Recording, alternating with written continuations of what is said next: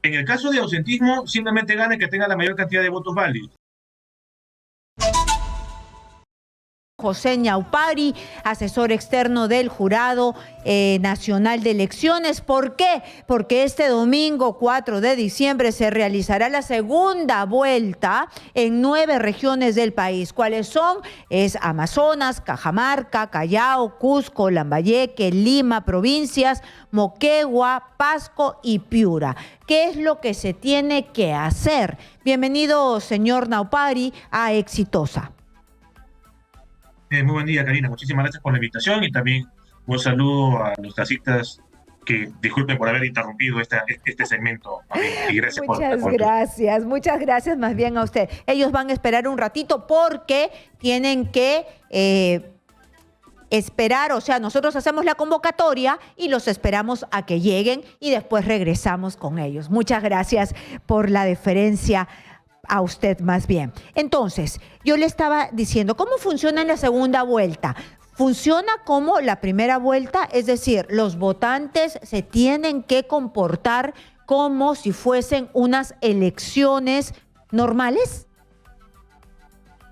Sí, rigen materialmente las mismas restricciones. Por ejemplo, hasta ayer tenía que haberse llevado a cabo los cierres, digamos, de campaña. Hasta hoy día solamente está permitida la propaganda. Habría que recordar que la jornada de votación termina siendo a la misma hora que lo que fue la primera elección, es decir, entre las 7 de la mañana y las 5 de la tarde. Habría que recordar también que si uno no va a votar o no va a conformar la mesa, recibirá su respectiva multa, 230 en el caso de mesa de sufragio. En el caso de integrar la mesa, del tema de omisión de sufragio, sí puede ser 92, 46 o 23 soles, dependiendo, digamos, de la circunscripción en la que uno se encuentre. Sigue manteniéndose ciertamente las exoneraciones y las justificaciones para las personas en riesgo de contraer COVID-19. Se sigue manteniendo también en el caso de los padres de hijos menores de 2 años. Las mujeres gestantes también están, digamos, dispensadas, por decirlo de alguna manera, aunque, como bien lo han mencionado también otros colegas del jurado, este trámite de justificaciones y dispensas tendrían que esperar para tramitarlas hasta el día siguiente de la elección, porque antes no se genera ninguna multa. Entonces tendrán que esperar hasta el día siguiente para poder realizar estos trámites que se van a llevar a cabo de manera virtual. Habría que señalar, sí, que hay una distinción, en este caso, en la segunda vuelta regional, respecto, por ejemplo, a elecciones municipales en las cuales no hay nulidad cuantitativa por ausentismo. En el caso de las elecciones municipales, si no va a la mitad del total de electores hábiles a votar, se puede anular la elección y nos veríamos en unas elecciones municipales complementarias el primer domingo de julio del próximo año. En el caso de las elecciones regionales no tiene una causal de nulidad por ausentismo, pero si los votos blancos o nulos, sumados o separadamente, superan los 2/3 de los votos emitidos, ahí sí tendríamos una nulidad cuantitativa, que sería solamente, habría que hacer la precisión, respecto de la elección de la fórmula de gobernador y vicegobernador, porque la elección de consejeros regionales ya quedó consolidada con las elecciones del 2 de octubre. Pero, ¿y qué pasaría en ese momento si hay más ausentismo? ¿Qué pasa? ¿Quién gana? ¿Cómo se define? En el caso de ausentismo, simplemente gana el que tenga la mayor cantidad de votos válidos. Al final del día, habría que recordar que solamente son 2 los que han pasado a la segunda vuelta. Entonces, el que tenga el mayor número de votos válidos pasa. Claro, ahí lo que tendríamos que ver es que los votos blancos son nulos, no superan los 2/3 de los votos emitidos. Pero quién gana se define en función de los votos válidos, no tanto de cuánta gente eventualmente vaya a votar, en el caso específico de esta segunda vuelta regional. Muy bien, entonces sí o sí vamos a tener gobernadores porque aquí el que tenga un voto más es el que gana.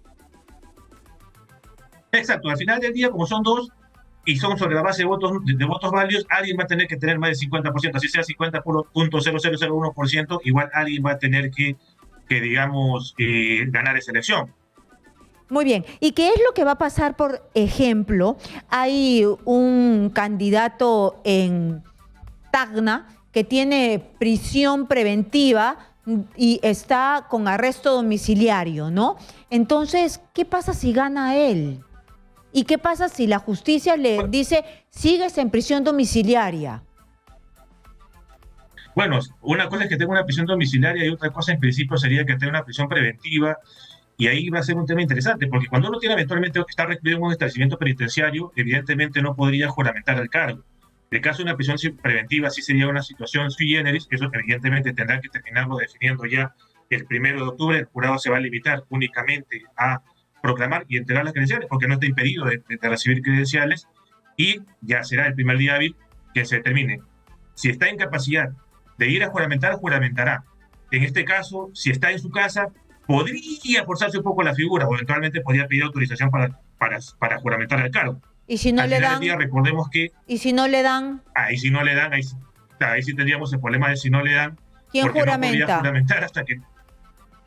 ¿Quién ahí juramenta? tendría que incentivar... ¿El teniente alcalde? Claro, No. el vicegobernador, El vicegobernador. tendría que asumir provisionalmente ese cargo de gobernador. O sea, juramentaría como vicegobernador y tendría encargado de la gobernación por la imposibilidad material de la juramentación efectivamente del gobernador titular. Pero ahí viene un tema muy interesante que usted, mi estimada Karina, trae a colación, ¿no? Y es que nuestro ordenamiento jurídico no prohíbe a los procesados, no prohíbe a los detenidos postular en una elección. A lo mucho, con la reforma del artículo 34, la incorporación del artículo 34A de la Constitución, se impedía postular a las personas que tengan sentencia en primera instancia. Tema interesante, la sentencia recae en el expediente 005-2020 PITC, que se publicó ayer en el Tribunal Constitucional, que, por ejemplo, ha anulado el impedimento de naturaleza permanente, o ha declarado inconstitucional, para ser más preciso, de aquellas personas que hubiesen sido condenadas por delito y terrorismo. Si estas han sido rehabilitadas, ese impedimento que había sido incorporado por la ley 3717 ya no va a regir a partir del día siguiente de la publicación de esta sentencia.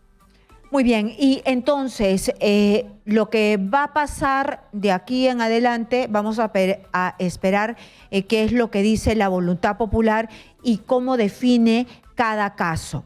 Solamente para terminar, hay personas que tienen cierta confusión porque hay Lima provincias. Lima provincias no es Lima metropolitana. Lima provincias es Huacho, Huaura, es decir, los de Lima metropolitana ya tienen gobernador, o ellos o nosotros no tenemos gobernador, tenemos alcalde de Lima, punto. Muy buena pregunta, estimada Karina. Lima metropolitana sigue siendo una municipalidad provincial. Que tenga pliego de gobierno regional la entidad y no el sujeto, no lo hace en sí mismo al alcalde y gobernador regional. Y ciertamente la segunda vuelta va a ir a las provincias de Lima, aparte de, para la redundancia, Lima metropolitana, Huaral, Huacho, Cañete, ¿no? Pollón. En el caso de Lima metropolitana, ya la elección se consolidó, y es una elección que se rige por la ley de elecciones municipales. Tan municipalidad es Lima metropolitana que el número de regidores está definido en la ley de elecciones municipales, no en la ley de elecciones regionales. Tan municipalidad de Lima metropolitana que se le aplican las causales de vacancias previstas en la ley orgánica de municipalidades, no las previstas en el artículo 30 de la ley orgánica de gobierno regionales. Muy bien, entonces ya más o menos va quedando claro. ¿Ya comenzó a regir la ley seca o a partir de mañana? Si mal no recuerdo, 7, 8 de la mañana de mañana. Pero recordemos que, ojo, es para comercializar, no es para consumir. Ya, pero tampoco puedes ir ebrio a votar. No, claro, no, evidentemente si uno desea tomar bebidas espirituosas mañana en la mañana no pasa nada, claro, en la medida que uno llegue sobrio al domingo. Muy bien, entonces ha quedado clarísimo. Muchas gracias por estar con nosotros y después hablaremos sobre los resultados.